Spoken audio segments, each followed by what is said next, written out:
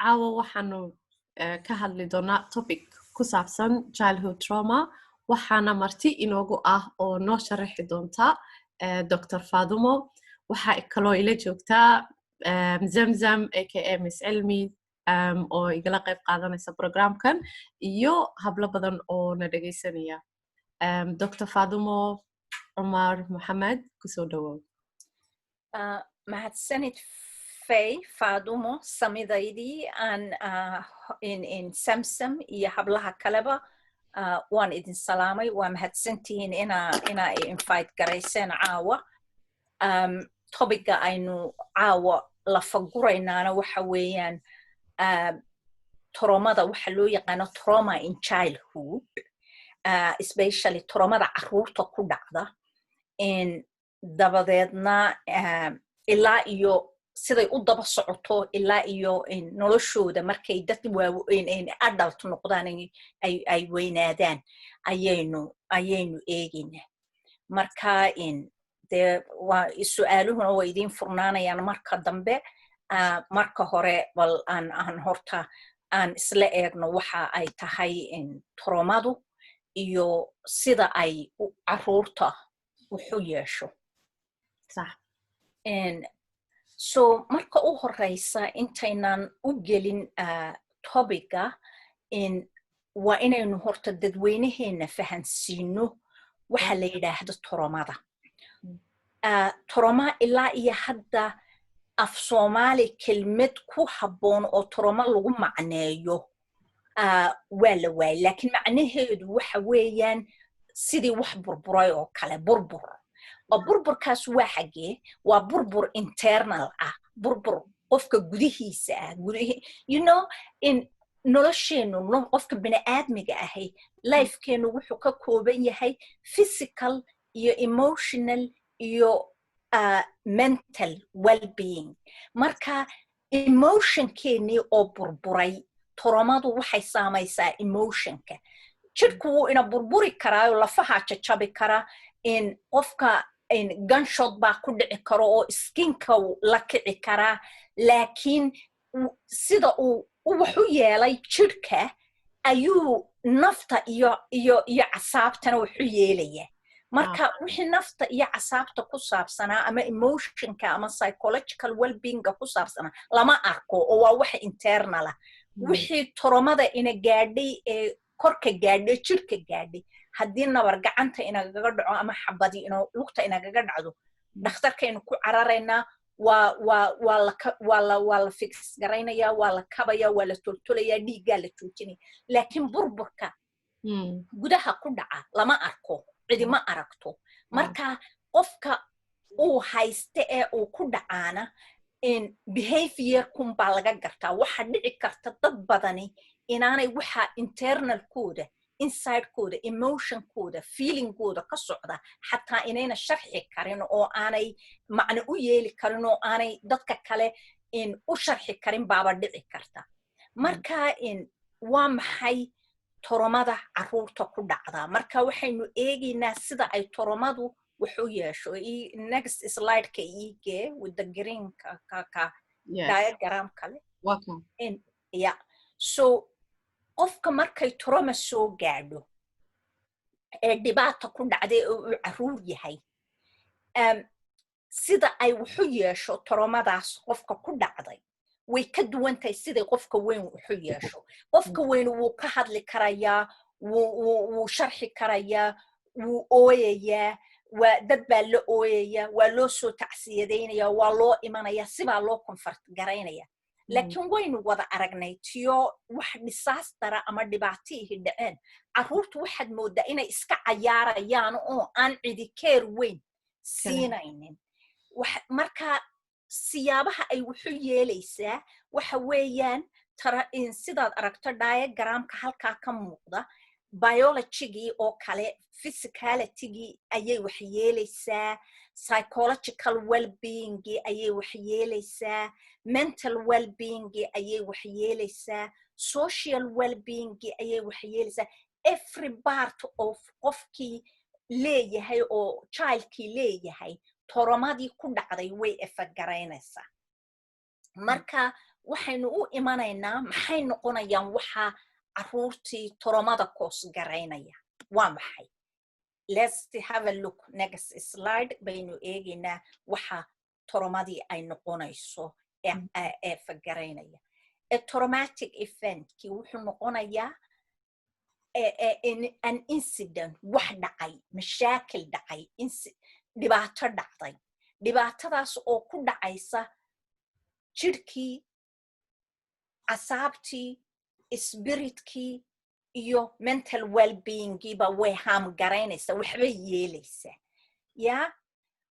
Hal qof sida the person qofka ay ku dhacayso in eventkaasi ee ay traumadaasi ku dhacaysa, distress bay koos garaynaysa, anxiety bay koos garaynaysa, frightening bay koos garaynaysa.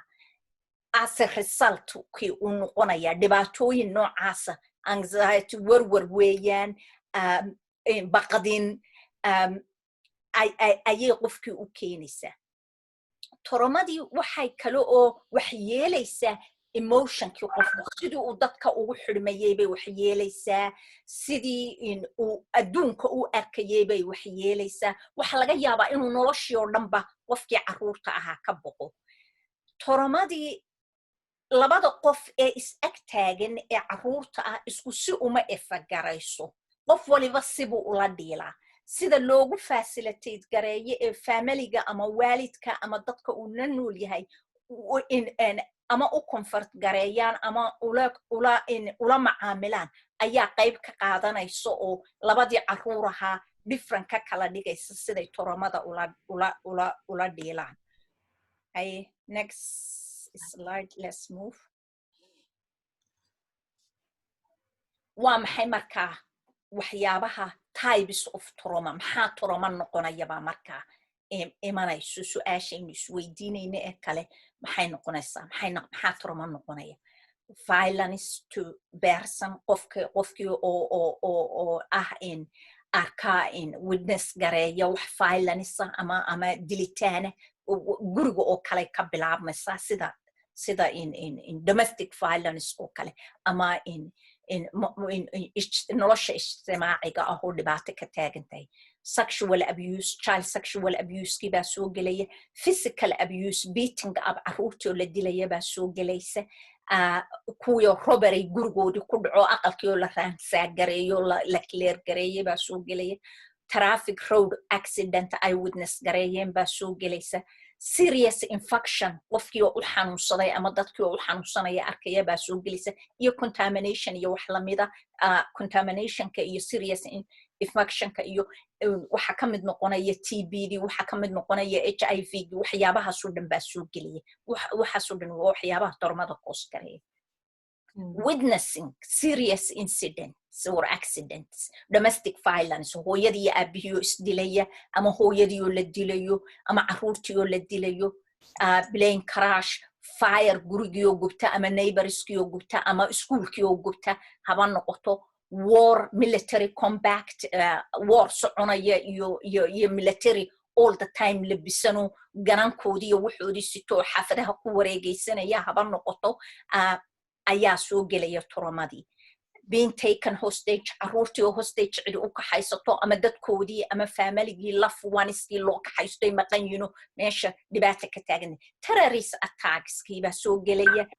Detentionkii, caruur yaryaroo badan baa detention soo martay oo markay wadamo qurbaha ay yimaadeen detention centers lagu xareeyey, they witness kuwaasaa soo gelaya iyo prison iyo wax lamida. Natural disasterskii, earthquakes, flooded, droughtkii, famine-kii, gaajadii, all those natural disasterskii baa soo gelaya. Maxaan ku idhahdaa, diagnosis of illnesses, as we say earlier, life-threatening illnesses, caruur leukemia qabtaa jirta, caruur walaalahood xanuunsanayaan baa jirta, cerebrosis, all kind of waxaasoo dhan baa soo gelaya. So waxaas oo aynu lis garayno oo dhani waa traumatic, ayay caruurta impact ku yeelanayaan iyo dadka waaweynba bad caruurtana si gaaray ugu yeelanayaan, dadka waaweyna si gaaray ula yeelanayaan. Bal caruurta taasoo marta hadhowta in a later life siday u life gareeyaan oo kale ayaynu later eegi doonaa. Next. Yes. So the impact of the traumatic events to childhood. Immediately after traumatic event, marka ay dhacdo traumatic event, caruurta oo dhani distress bay feel gareeyaan. They get distressed. They get tearful. They way ooyaan. They get frightened, shock. The young people. But caruurtu immediately they recover sooner than dadka waaweyn, because dadkii waaweynaaba caruurta comfort siinaya markiiba. Caruurtu markiiba marka comfort la siiyo way recover gareeyaan. Traumadii inside-ka ha ku maqnaato, laakiin externalkii iyagoo iska cararayo, iska cayaarayo, qoslaya baad arkaysaa. Taana waxa keena comfortka markaaba la siiyo caruurta. The range of the emotional reaction to the young people, it varies from one person to another. Sidii ay horaba u sheegnay. The symptomska ay caruurtu la yimaadaan way kala duwan yihiin. Laakiin kulligood at some point in their life, symptoms waa in ay show gareeyaan of traumadii ku dhacday. But waxa dhacda many people in ay traumadu ku soo baxdo markay adultka noqdaan. Yeah? Laakiin inta hore waxa ay samaynayaan distress, ama in waxaad arkaysaa childkii oo isolated, ama waxaad arkaysaa childkii markuu doono iska ooyaya, ama isagoo in outlash garaynayo oo anger haysta. Siyaabo badan bay u manifest gareeyaan. Laakiin waxa laga yaabaa haddii wax comfort garaynaya ay jiraan marka ay young people yihiin, in ay later in adulthoodka ku soo baxdo. Haye.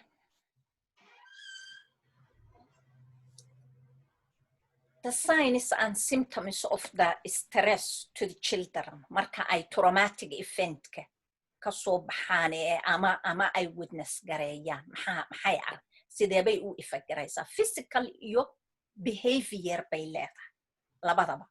So physicalki reactionki in physicalka waxa ka midaya qofkii oo appetite-ku ka lumo, qofkii oo isbedela, eating habitkiisii oo isbedela, qofkii oo complain bilaabo oo madax xanuun iyo headache iyo cabasho yaraayo bilaabo, ama waan xanuunsanayaada haya, ama xanuunsanayood arkayso inuu xanuunsanayo. Reoccurring bedwetting, sariirto ay isku kaajaan ama qoyaan. Nightmares, iyagoo in la kacaya maxaan ku idhaahdaye in riyooyin baqdin ah. Hurdadii oo khilaaf galo, caloosho xanuunto ay all the time, ama musqusha ku cararayaan ama matagayaan. Maxaan ku idhaahdaye ama pain sheeganayaan. Symptoms of physical pain, xanuun baa haya, halkan baa xanuunaysa, halkeer baa xanuunayo, hooyo waan xanuunsanaya, xanuun sheegasho badan. Behaviorkii baa imaanaya, ilmihii oo feel garaynaya in helplessness, waxba qabsan karaynin, oon caruurtii la ciyaari karaynin. Qofkii oo baasifo oo aad moodo inuu iska yara absent minded yaho maqan. Hurdadii oo isbedesha, emotionkii oo isbedelo oo aanay caruurtii emotion laughing show garaynaynin, ama iyagii oo noqonaya dadkii ku dhegan oo baqayo oo qofka laalaada. Iyagii oo afford garaynaya dadkii, kuwii caruurtii kale afford garaynaya, kuwii oo ooyayo all the time. As we say, nightmares keep coming back. Baqdin iyo fear baa imanaya. Waxaas symptomskaas oo dhan ayay caruurtii yeelanayaan marka ay traumatic eventkii witnessaan ama ku noolaadaan ama ku jiraan. Yeah? Marka waxa dhacaysa qofkii in life stylekiisii, noloshiisii dabiiciga ahayd isbedesho, hurdadii isbedesho, terror iyo nightmare yimaado, baqdin gaar timaado, أو anxious نقطة أو عيد أنكو دجنادو أو ama withdraw نقطة أو دكي كعرارو أو كردونتو regressive symptoms of caruur yararba in weynaatay oo iyaga oo iskuul tegaya tamka shaqaya ama sariirta wad garaynaya tola trainiski kalumay maxaan ku dhahday arkaysa identity difficulty ba imanaya markay xoogaa la ekaadaan ee teenagers iyo wax noqdaan inay beer groupiski ku xidhmi waayaan baa dhici karta in iskuuladii lagu buli gareeyo oo la maxaan la hadido oo aanay ability ay isku difaacaan ama wax iskaga celiyaan lahayn ama ku cawdaan oo yidhaahdaan waxaas ay haysta baa dhici karta lack of verbalization repetitive non-verbal traumatic delay waxa dhici karta caruurta child sexual abuse oo kale iyo ku dhacaan in ay abusers noqdaan oo caruurta kale taabtaan oo aanay boundary iyo behavior koodu normal ahayn. That can happen. Next.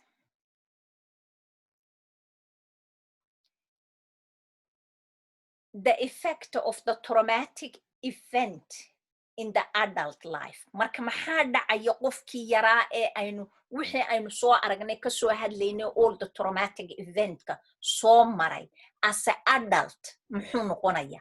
Wuxuu noqonaya qof warwar badan, wuxuu noqonaya qof anxiety haysta, wuxuu noqonaya qof bully gareeya dadka ama isaga la bully gareeyo oo weak ah, wuxuu noqonaya qof confidence-ka iyo self esteem-kiisu loo yihiin ama ka luusan yihiin, wuxuu noqonayaa qof had iyo jeeraale dadka isku dhajiyo oo beer barasho iyo beer group iyo naaga iyo etc wax ku dhegano aan independence lahaan karaynin, wuxuu noqonayaa qof had iyo jeeraale self worthigiisa loo u arkayo oo aan u haysanin inuu qof walba la mid yahay oo wax ka maqan yihiin.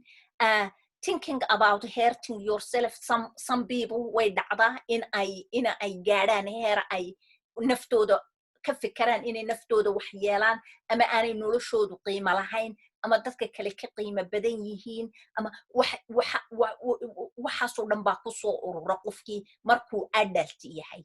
Marka siyaabo badan buu u manifestaynayaa cycle-ka aad arkaysid ee ku saabsan worry-ka iyo in anxiety-ga iyo low self-esteem-ka iyo low self-confidence-ka iyo all those things.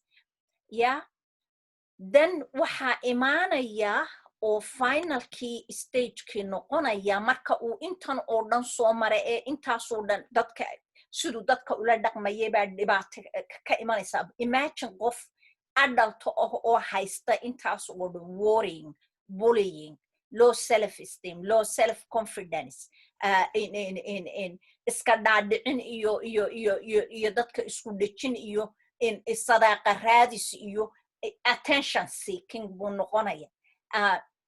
Maxaan ku dhahday oo feeling low, naftiisa aan ku kalsoonayn, kii oo ka fikiraya noloshaydu aniga qiimo ma lehe qof waloo kalaa iga qiimo badan. Waxaasoo dhan qofkii oo haysta ayay imanaysaa dee inuu nolol bil gareeyo oo cid ku xidhmo oo guursado oo reer yeesho oo life goes on. Waxaasoo dhan baa laga sugaya ba waxaasoo dhanna wuu sitaa oo ah toromadii childhoodkii ka soo raacday, noloshii dambena ay sii tob abgaraysay oo kusii siyaadisay. Cycle of traumatic event impact in the adults. Marka cycle buu ku jiraya weligii oo uu gelaya. Thought creates feelings. Sideenaba naturally our thought creates our feelings. Feelings creates behavior. Waxa aynu feel garaynayna dabeecad bay create garaynayaan sidaynu dadka ula dhaqmayno, sidaynu dunida u behave garaynayno, sidaynu ummadda Ilaahay u dhexgelayno ayay set garaynaya. Our behavior reinforce our thoughts. Behavior keenina sidii aynu u fikiraynay ama aynu dunida u arkaynay ama dunida ugu xirmaynay ayay si reinforce garaynayaan. So as a human being, wherever we go, saddexdaas cycle baynu dhex wareegaysanaa markaynu adult ka nahay oo aynu inagu decision keena samaynayna. but we're talking about that decision code distorted yihiin markaynu ku noqono cycle-kii ka horreeyay kan slide-kii kan ka horreeyay aynu soo marno marka that's how childhood traumatic events u set garayso distortion of adult. Yeah? Does it make sense? Yes. Yes. Marka, there you go. MashaAllah. It's I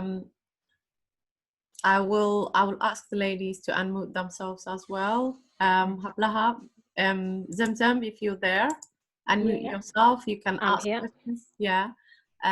What is your intake about this subject that we're talking about tonight?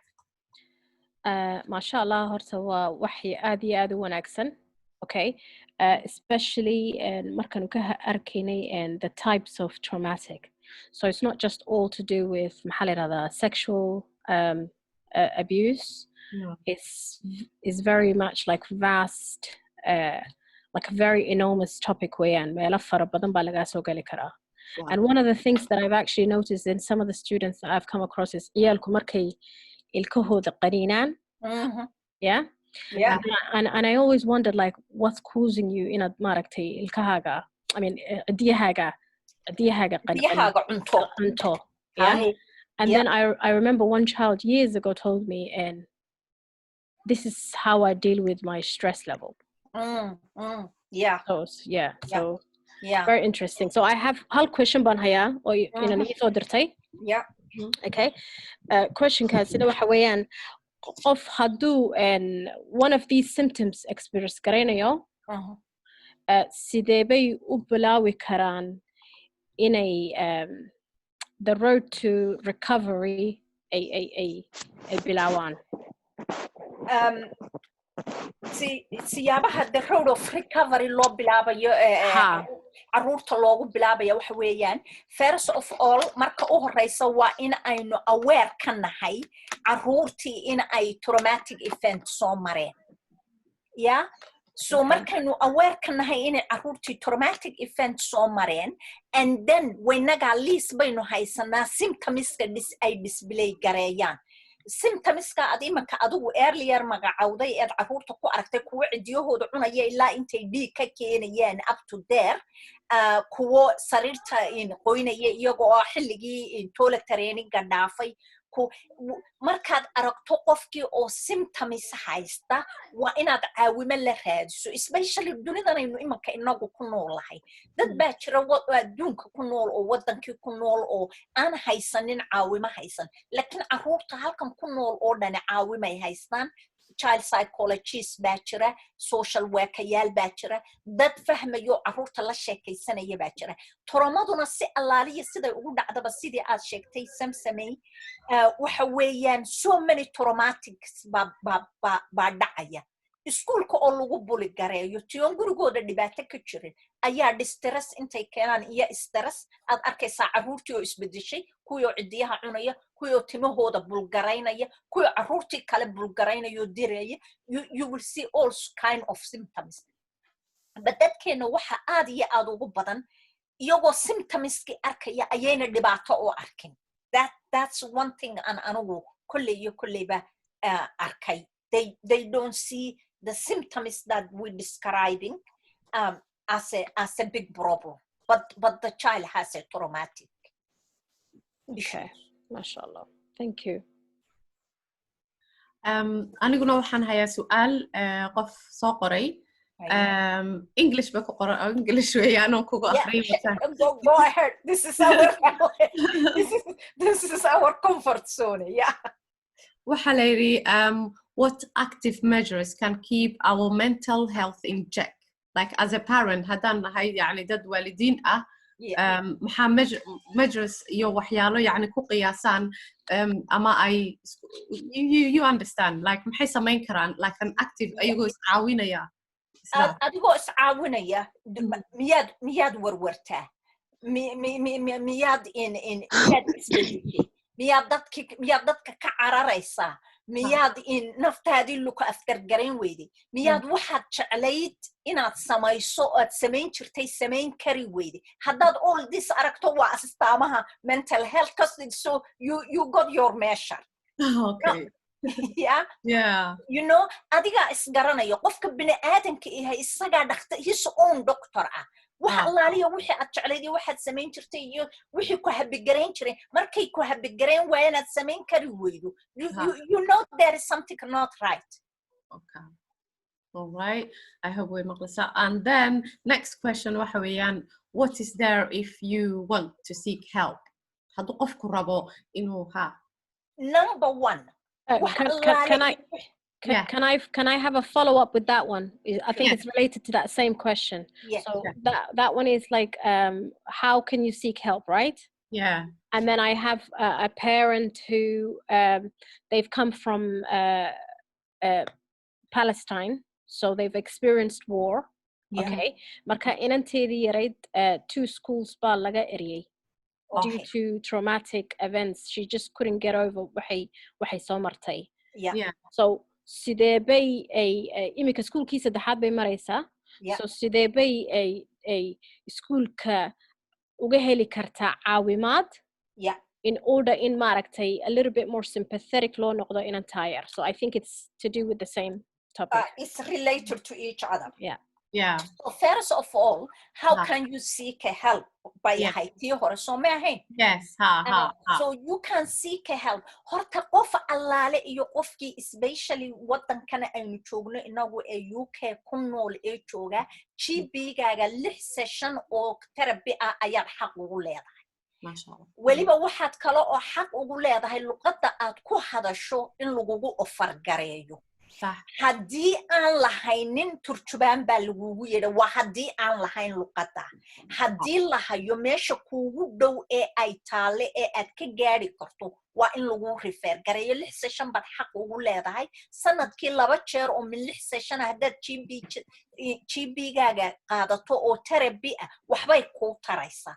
So caawimada ugu horeysa ee aad u baahan tahay waxa weeye horta waa inaad adigu sheegan karto tidhaahdo waxaasaan u baahanahay GP-gaaganaad xaq ugu leedahay. So waxaan u soo noqonaynaa inantaa yar ee traumatize garaysan ee 2 iskuul laga eriyay imaka kii saddexaad maraysa. Iskuul walba in UK hadeerto maanta aynu hadlayno today every school counselors baa jooga. What I don't understand waxa inantaa yar loo refer garayn waaye ee counseling loogu refer garayn waaye. maxaa social work loogu refer garayn waaye. Social workaha hadday traumadeedu ay tahay trauma aan iskuulka lagu xalili karin, there is a child psychologist. GP-geeda u refer garaynaya. iskuulkeeda u refer garaynaya. xaafad wal oo baaro wal oo nu joogno social services keedu child psychologist bay leeyihiin. Independent child psychologist baa jira. waxa laaliya waxay koos garaynaysaa ma jirto oo lacagahay qofka caruurta ah as many sessions as ay u baahan yihiin baa la siin karaa. haddii aan lagu siin karaynin child psychologist-ka xaafadooda baaragooda kuwa kale ee specialist-ka ah baa loo gudbiyaa ee traumada la shaqeeya like a Tavistock Avenue in Tavistock center iyo maxaan ku idhahdaayey London in medical foundation oo tortureka iyo warka ku takhasusay waa la gudbiyaa caruur badan oo aanan kula shaqayn karin oo rimadkayagii dhaafay ayaan refer garaynaa gudbina. marka waxa weeye dadka caawimada number 1 iskuulka caruurta inanta yar ee u horeeyay ayay ahayd in laga caawiyo intii marba iskuul laga sii eriyay mid kale laga sii eriyay because waxa soo dhan traumadii ay qabtay bay sii siyaadinayaan. imanka childka waana child rejected oo aan cidina rabin buu isu qaadanaya oo cidina caawinayn, right? waran ha. marka caawimada ugu horeysa ee ay u baahan yihiin waa caawimo iskuulka oo childka refer gareeya iyo GP-gooda oo refer gareeya. Okay, wax baan doonay inaan clarify gareeyo. waxaad tidhi 6 session baad xaq u leedahay GP-ga inaad hesho. ma sanadkiiba marba mise is it a one-off time? No, eg sessionkaagii markaad qaadato GP-gii bil ka bacdi haddana intaad ku noqoto dee session kalaan rabaa ma odhan kartid صح because iyaguba budget bay ku shaqeeyaan soo ma aha marka haddii aad sanadkii 2 jeer tidhaahdo refer garee oo mid walba 6 session qaadato sanadkii waa 12 session that's fine oo marka waxaad leedahay haddaan imika tusaale aan sidii like an example oo kale aan sanadkan imika 2020 6 jeer lay arkay sessions one referral or 6 sessions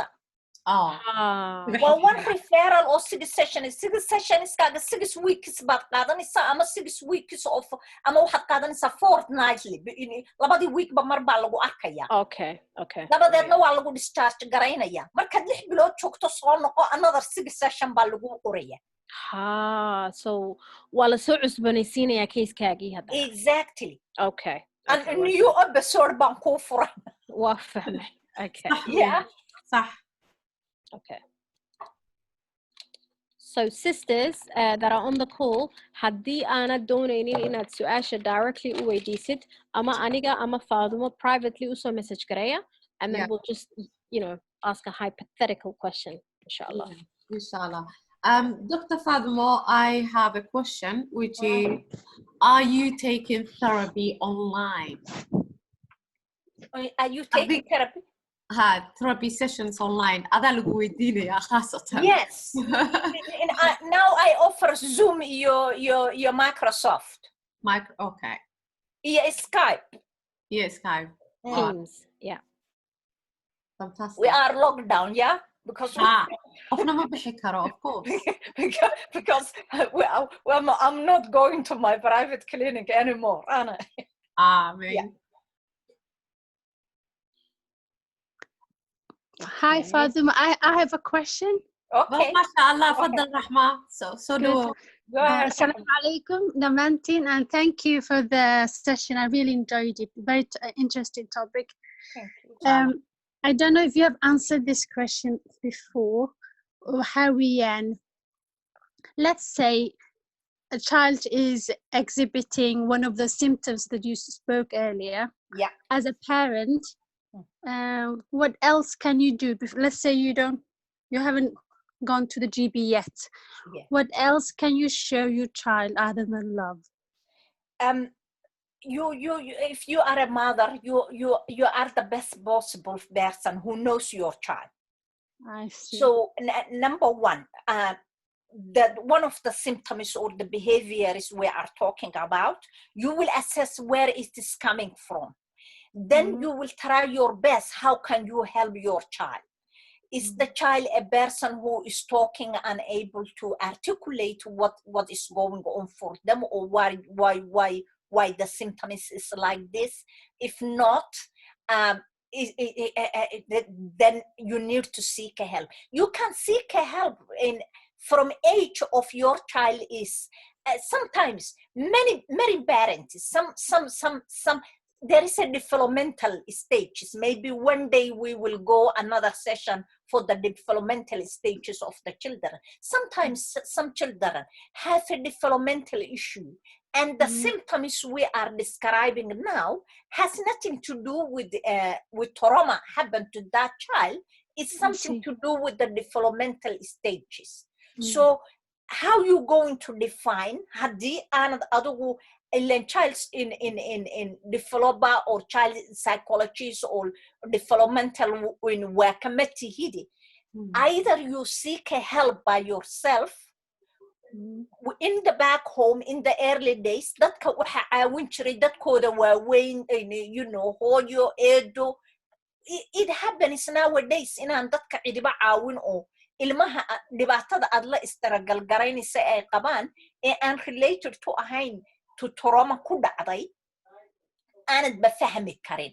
Laakiin haddaad aragto some of the symptoms ka aan imanka describe garaynayne, and there is many more, there must be, you must seek a help. You must see a professional who make a meaning for what is going on. Okay, thank you. One more question. let's say a child, when the child is sleeping during the night and she grinds her teeth, does it mean some sort of anxiety is going on? ilkahay qaniinaysa like grinding. Grinding. Yeah. Ilkahay qaniinaysa. There must be a trauma going on. There must be could be a bullying going on. How old the child is, there must be something going on. So you need to check what it is. All right then. Thank you. You're welcome. Haye su'aal ayaa online-ka lagu soo qoray. ilmaha ku nool guri 12 caruur ku nool yihiin. Yani hooyadii waxay leedahay 12 caruur ma sha Allah. Ay guriga ku nool yihiin. Ma helayo attention. Hooyadii kama helayo attention maadaama uu yahay qaybta hoose. Ama qaybta yaryar uu ku jiro.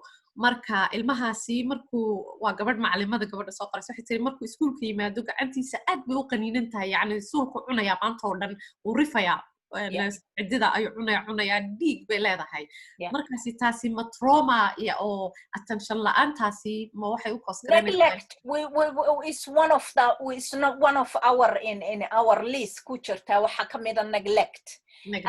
Emotional neglect ba imanaya. Neglect kiba kala baxaya. It's not only physical neglect or aan cunto la siinin oo aan lagu aftar garaynin oo loo meedhin oo la dhaqaalaynin, but emotional neglect. Guri 12 caruur ku nool yihiin, nobody gets emotional attention. So there is a neglect ba meesha ba child ka haya.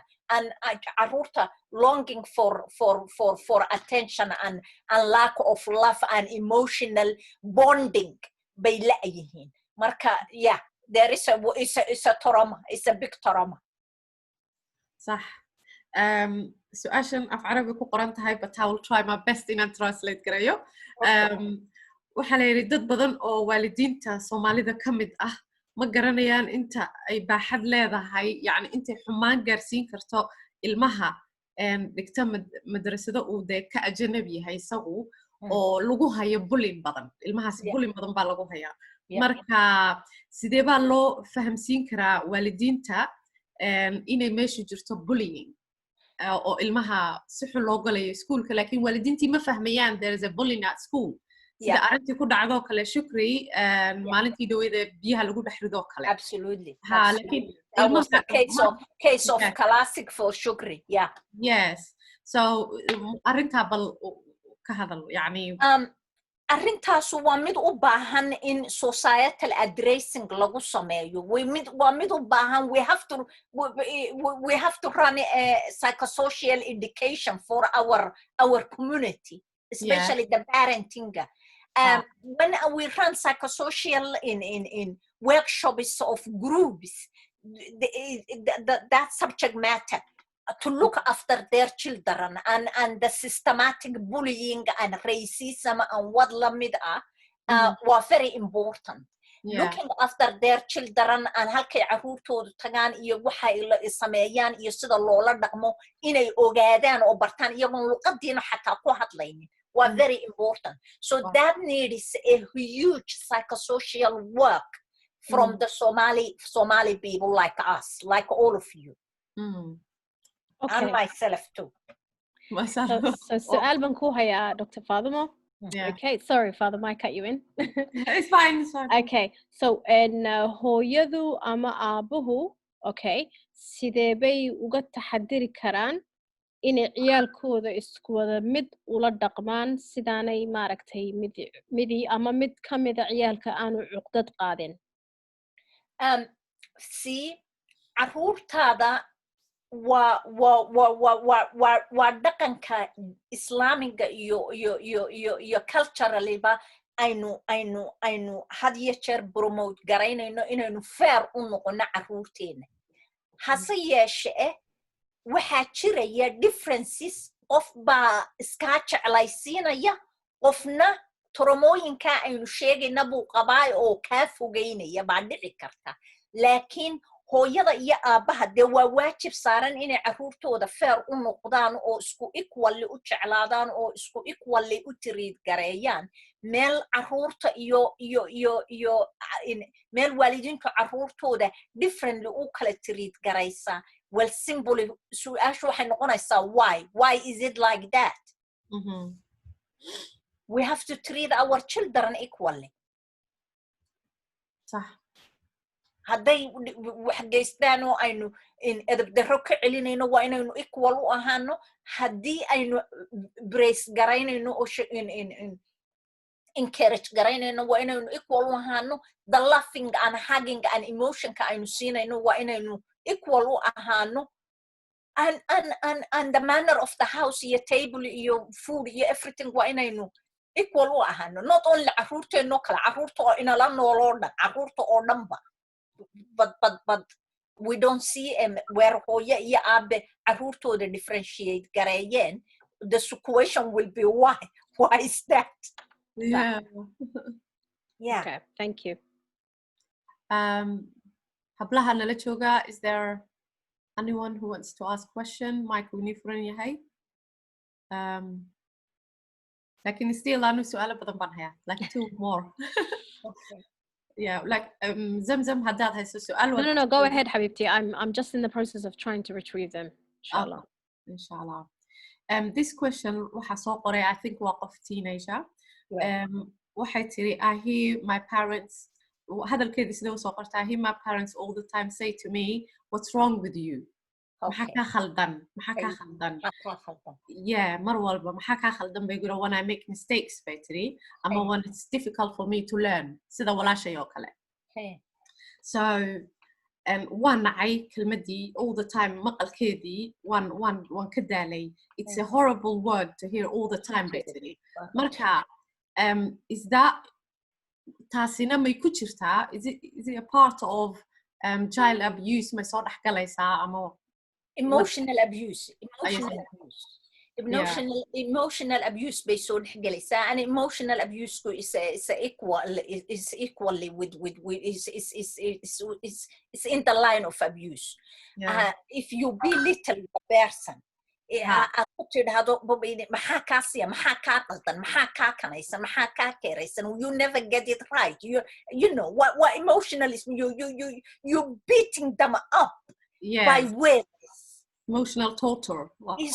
Exactly. So cuqdada ay ka qaado inantaasi forever kama hadhayso, because iyadii baa marka dambe beliefaysa waxbaa iga si ah. Waa xanuun. Yeah. Hi, go ahead, ZamZam now. I'm gonna read the other one later after you. Okay, so I don't want to go into the detail of this question because there's some sensitive bits in there. So, and wahba and da'i and rerkan, where it resulted, one of Riyal Khayriyar went into jail. Okay, so Riyaladi Kale, how can they cope with Marakte Wihi da'i? So one of them it resulted intii kale ee familiga kamid ahayd ciyaalada kale sidee bay maaragtay loo encourage garayn karaa feelings kooda iyo maaragtay iyo mental well-being kooda siday ula deal garayaan situationkan ku dhacay reerka. Oh, iyagu they know the part of the reerkii situation ku dhacay waa ciyaalkii kale ee ogaa yaqaanay ilmaha yar ee la xidhay. See, imanka caruurta haddii friendskooda one of their friends u crime ama dhibaato ama whatever waxay doontaba ha noqoto ee traumatic event kaynu ka hadlayno galo, oo as a result uu xabsi ku gareeyo, caruurtii kale baqdin bay u keenaysaa soo maaha. Marka caruurtii ilmaha ku xidhnayd oo dhan in therapy la offer gareeyo, ama as a group ha loo offer gareeyo, ama as a individual ha loo offer gareeyo, waa inay noqoto, because caruurtii they witness traumatic event ki friendkoodii xabsiga u aaday.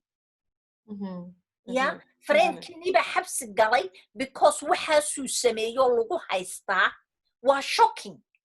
I know. Yeah, so the kids are dealing with the shocking. Marka neighborski iyo reerkii iskuulka iyo iminka waynu aragnay caruur waati iskuulo hortooda caruur lagu laayay oo la mindiyeeyay la naafgareeyay. Caruurtii iskuulka dhiganaysay oo dhan iyo macallimiintii, they didn't witness, many of them, but they were traumatized, they were in a shock.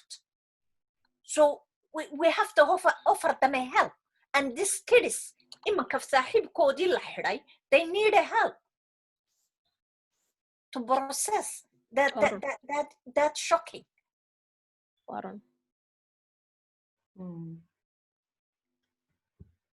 Okay.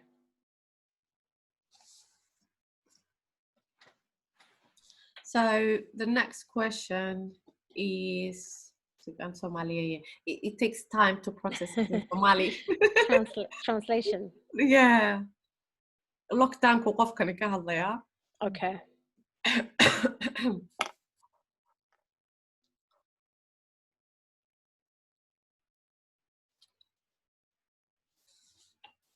Okay. Qofkan wuxuu leeyahay like being in lockdown can feel isolating. يعني lockdown baa imika lagu jiraa on waxay dareemayaan يعني cidlo, frustration bay dareemayaan, normal daily lives kiiba on hold ah, day by day activities kii oo dhan lama samayn karayo. So this has taken turn into their emotional well-being, well-being cool. يعني dhibaato weyn baa maskaxiyan ka haysata. Definitely. So is there wax ay samayn karaan guriga ayagoo iska jooga because meel lama furna ay isku caawin karaan? طبعا there is in age group kii bay ku xidhmaysaa, who you connected bay ku xidhmaysaa, you in cid aad la socialize garayso oo sidaa aynu imanka meetinga ugu jirno oo kale connection Zoom ugu xidhantaa ma joogtaa bay I play basketball in my garden and you know by myself. Mashallah. Yeah. So what else can you do in your house? Can you play games and cards with members of your family or friends online? There is so many ways that you can help yourself. Lockdown-ka waa lagu wada jiraa waa run, and it will take a toll in people's emotions, lakin we have to entertain ourselves, and it depends what age you are. You can walk into the park, you are allowed. If your household there is other people, you can take one person or two with you. So there is so many ways that you can, and that you can seek a help in many GPs surgeries now. In the local authorities, the NHS is offering a counseling online and on the phone and on Zoom and all sorts. So you can seek a help. If you are an adult now, you can seek a help. If you are a child now, you know there is a parent, so they have to entertain the children and take them to the park and bring the bicycles and whatnot. So caawimaad waxay jirta online ah oo qofku heli karo. Caawimaad online caawimaad on person ma heli kari doontid oo everybody is in lockdown, but caawimaad online baad heli kartaa. Okay. I think to follow up on that point, Ealing Council, I don't know if anybody lives in Ealing Borough here, but the borough is now offering some sort of a counselling online as well. It's free, but it's not for too long. It's like half an hour a day or something if you can handle it. Yeah. It's half an hour, 45 minutes session. And everybody can get 6 sessions. Yeah.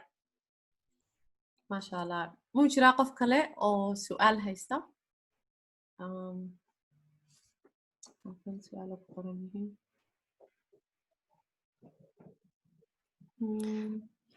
Can I ask a question, Fadumo? Go ahead. Go ahead, sister. Go. Okay.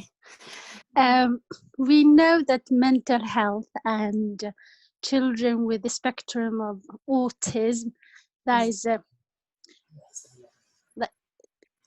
Nice big connection. Yeah. Hello, Rahma. Can you hear me? codkaagu kuma ugu yar gogo'aya laakiin ku soo celi su'aasha kow ka soo bilaab. Okay. Yeah. Ani xitaa codkiina si fiican runtii uma maqlay maantana dhagta ku hay. Miskiin. Okay. We know that mental health and children with the spectrum of autism, they can develop a mental health issue. Definitely. At a young age and late in life. What kind of, especially children who have high functioning autism, what kinds of therapy and consultations are available to them? All the children with a spectrum of autism, Asperger's, learning difficulty, learning development, there is a specialist in therapies qualified to work with this kind of children, speech therapies. There is so many help available for the children. Local authority, local government, your GP are the one who's supposed to help you, to direct you to the children in where these children can get a help. But everybody has a big support for the children. Okay. Yeah. Thank you. And also the parent get help as well, because the children who got a special needs, it can take a toll in the emotions of the parent. So the parent needs their support and the help. So that's available too. Wonderful. Thank you. You're welcome. That leads my question to that conversation about the parent su'aashayda ayay geynaysaa oo ah parent educational, like parent education. Yeah. So hadduu parent waxbaba information ka haynin, like uu iska guursaday caruur buu dhalay, ma garanayo like how to deal ilmahaasi hadday hayaan xanuunada casriga imika like autismka, hadduu emotional abuse hayo, hadduu like annagoo dhan Somali markaan ahay waxaan naqaanaa abuseka ka physicalkan wada eegnaa, like markuu muuqdo gacan laga soo jabiyey, waxa lagu soo dakhray madaxa kaaba kulligeen naqaanaa, laakiin ma naqaano psychological abuse ma garanayno.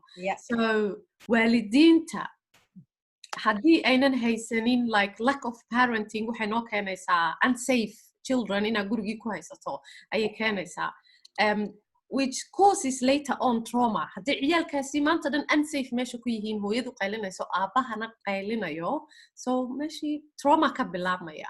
So miyay jirtaa wax parenting caawa ku advice karayn karno oon oranayna if you're newly married ama hadda caruur bilaabaysaan ama haddaba caruur leedihiin waxaas iyo waxaaba samayn kartaan to educate yourself. Ogaada waxyaalaha baa jira, abuse-ku ma ahun ka physicalka, waxyaalo badan oo like 5 buu sii kala baxayay abuse-ka saan xasuusto. So waxyaalo badan baa jira, ka financialka, ka psychological, ka emotionalka, waxaasoo dhan sidee bay waalidiinta iskaga educate garayn karaan, sidee wax uga baran karaan, kasii ogaan karaan. See, in Fatima, it's true that now, even though you put it in one question, it can be so many different questions within that. First of all, perinatal in education.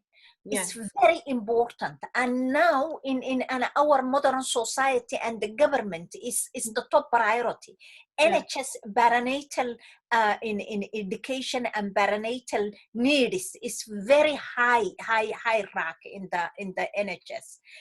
So the newly becoming parents, there is a classes, there is a orientationist, there is a midwifery sessionist, both mother and father can attend. There is a lot of learning and orientations, but we're talking about people who doesn't want to learn anything. They just get married and have children, and that's about it, right? Which is it's not working in the modern world. It's not working. You're having 6 children that you hardly understand anything from the day 1 until the number 6 the number 6 born. Yeah, so the Somali society or community, like you, like us, like myself, like ZamZam, like Ablaki, we need to do a psychoeducation.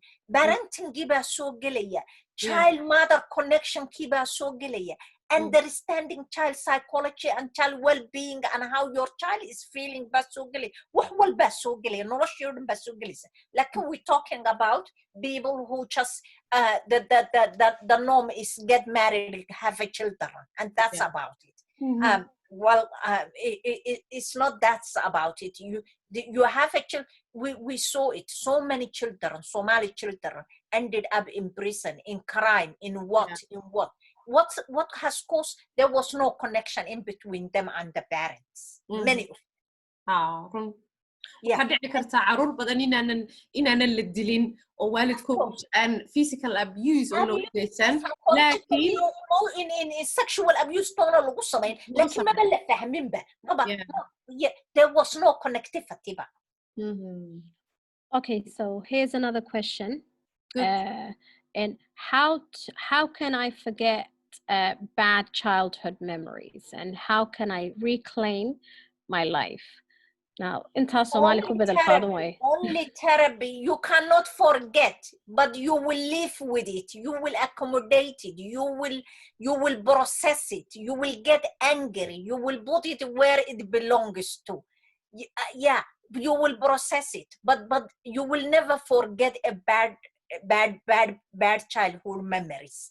But you will process it, and then, like you said, you can move on and live with your life.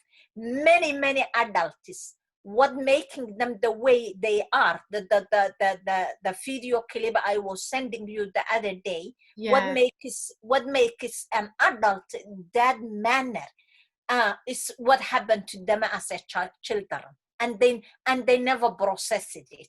But where are they processing it? In a public arena. Well, come and watch me. This is what I am doing. It doesn't mean that she processed it, but that's the only way she sees it as getting rid of it. But see, and you live your life, and you kind of understand where you're coming from or how you're behaving. When we were talking about the behaviors and all that, you need a therapy. Good. Yeah. So it's not a matter of getting rid of it. It's a matter of learning from it, reclaiming your life, as you say, well said, and moving on. And getting angry, and if you can address it, who causes you that memory, then it will be well and good.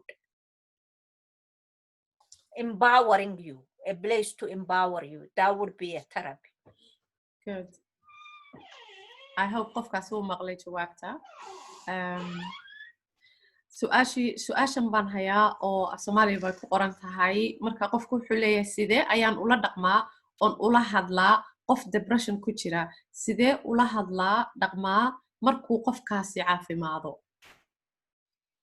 First of all, qofka depressionka ku jira iyo ka aan ku jirin markuu depressionka ku jiro, isaga si waad arkaysaa inuu depression ku jiro, siduu kula hadlaya baa different noqonaysa. Laakiin adigu marnaba don't change the way aad ula dhaqanto qofka, because somebody baa depressed it doesn't mean that human ma'aha. It doesn't mean that they don't have a feeling. It doesn't mean that they don't feel like you are feeling. So protect in feeling gooda iyo shucuurtooda qofka.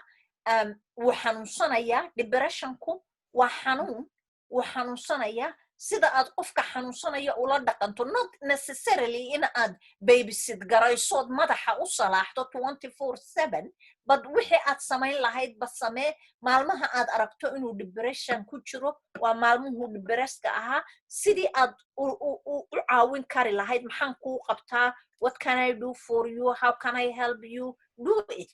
Markuu ka soo baxana normalkaagii u ahaw. dadka qaar ba markay depresska noqdaan albaabka isku xidho oo aan tuuqba cid u odhanin.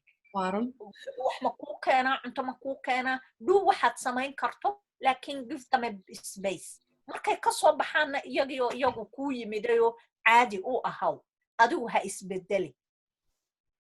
because waynu aragnaa dad baad arkaysaa odhanaya, you know, shan cashana wuu dudayaa qofkaasi oo balaaya ku kacsan, maalinta dambena tiyo, you know, aad moodo ayuu ku soo marka adigu balaayaduba ha ku kacsanaato, laakiin adigu be normal all the time. Okay, I think I have one question for Fadumo, Dr. Fadumo. Good. Okay, so qof hadduu doonayo inuu kula soo xidhiidho, sidee bay kula soo xidhiidhi karaan if they maybe don't want to put that question here and they want to deal with you privately? Absolutely, they way la soo xidhiidhi karaan. You know, I got in my website, I'm magacayga Fadumo Omar Mohamed baa la yiraahdaa. You Google, you will go to my to my website, my email iyo telefoonkayga iyo all that baa ku yaala. If you want to take it from in Fadumo your ZamZam, you can do so. Yeah. Okay. Mashallah. Thank you. Over to you, Fatima. No, mashallah. No, I think I don't have no more questions. There is no more questions for me now. Mashallah. It was good. Wallahi, one faa'iiday dhamaanteen kulligeen waan faa'iidaysanay. And I hope dadka nala jooga oo English speaker ka wadanadooda ahayn inay naga haalin noqdaan. We have English speaking people who yeah, non-English speaker countries baa nala jooga xitaa. Oh, non-English speakers banana joke. Oh gosh. Oh, how can we accommodate them? Yo, Somali bay ku hadlaan. So we fahmayaan. Okay, that's good. We fahmayaan. But wallahi, I'm glad that you taking therapy online imika. Dad badan baa de quarantine-ka, you know, waxyaalo badan baa iska jira, dad baa iska dhibaataysan.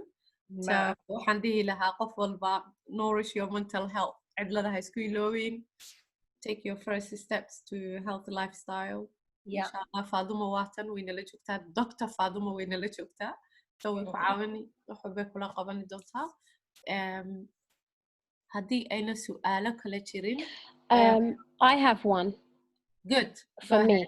Okay, so if haddii aan arko waalidiin Soomaaliya in the schools or meelaha kale aan isku aragno, ay doonayaan advice caawin karta sida ula dhaqmi karaan ciyaaladooda, not like a therapy all on paper, but like just some pointers, waxyaabaha yaryare ay u baahan yihiin sida ciyaalkooda si fiican ugu sii fiirsadaan. wax program yar miyaad haysaa ad already maybe hore u samaysay, something that we can forward it to so we can just sell this more, that waxaan waalidiinta way u baahan yihiin waxani? Well, if you guys want, you know, there is a couple of in program. There was a therapeutic program I recorded for organization like the Saha before, and I've recorded a couple of others for them during the lockdown. Okay. Especially the Ramadan. But if you guys wanted to gather as many hoyoyin as you want, and then we can run a workshop for them about how to deal with the children and how to help their children and what to be vigilant about it. Okay. And we can help them in that way if you guys wanted. But There is so many in recording things. I don't know, some of them are English, but if they can, and some Somalis as well. But that was during Ramadan and lockdown and all that. We can sister something for them. Inshallah. If whichever way we can help them with, I don't know. You guys are the people connected with the community and with the in mommies and schools and whatnot. So you guys think about it whichever way we can help. You know, in the past when I used to be in UK, now you know that I was away 7 years. Come back March, but before that we sometimes there was some communities who used to run workshops, and I used to run those workshops for moms, for parenting, for well-being of women, for all those things, and also in you know, groups of mom and daddies and people with the teenagers, and you know, we used to do so many groups, but now I just come back, and then we've been locked down since then. But yeah, we can do a lot online. MashaAllah. Yeah. For those of you who didn't know, Dr. Fadumo just come back. She was working with Doctors Without Border, and she was abroad. So MashaAllah, welcome back. It's good to have you home, wallahi. One last question, doctor.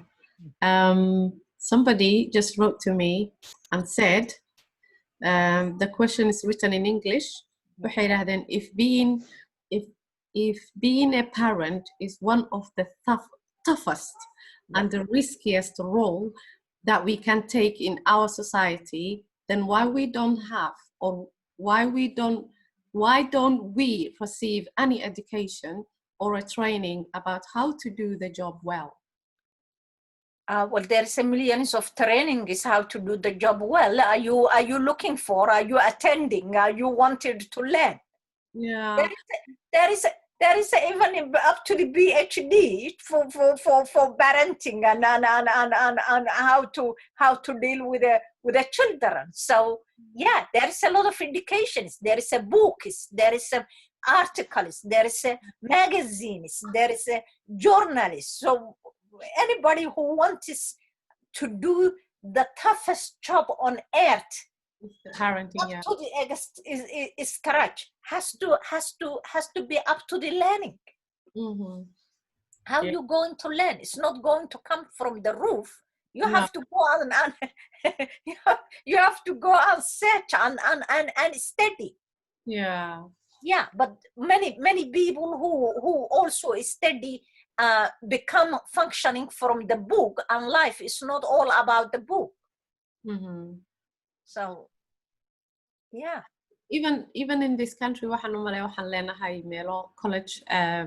I don't know. I don't want to say college, but course apply. They do. Even in open university runs courses for parenting. And many colleges you will see parenting course, dealing with the teenagers, understanding with in children with learning difficulty and learning disability. There is so many indication in spectrum open for people who want us to learn how to be a parent. MashaAllah. أنا سؤالي ويجي دمادن. So ZamZam, over to you. هدي أي سؤال جيران نوشك. Nope. I am done.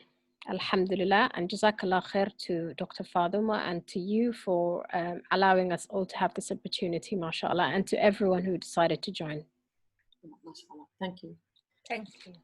Thank you, ZamZam, and thank you, Fadumo, for inviting me, and wish all the best for all the parents and the children, and let's think about what we can help. Yes.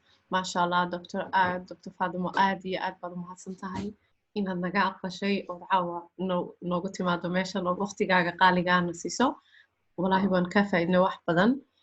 Waxaad nooga sheekaysay oo dhanna waxaan rajaynayaa inay noo noqdaan wax anaga noo faa'iideyn kara aan caruurteena iyo mujtamaceena wax ugu qaban karno insha Allah.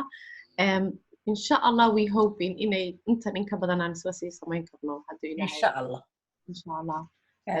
aad baad mahadsantihiin dhammaantiin kulligiinba sidoo kale dhammaan hablaha nala joogana way mahadsan yihiin ee su'aalaha soo qorayay aad iyo aad baad mahadsantihiin insha Allah. waan ku hadhow tole this recording live baanu ka dhigi doonaa waana la share gareyn doonaa gruubyada kale haddii Ilaahay insha Allah. Okay, hi. Thank you so much dhammaantiin. Salaam alaykum. Wa alaykum assalam. Take care. You too.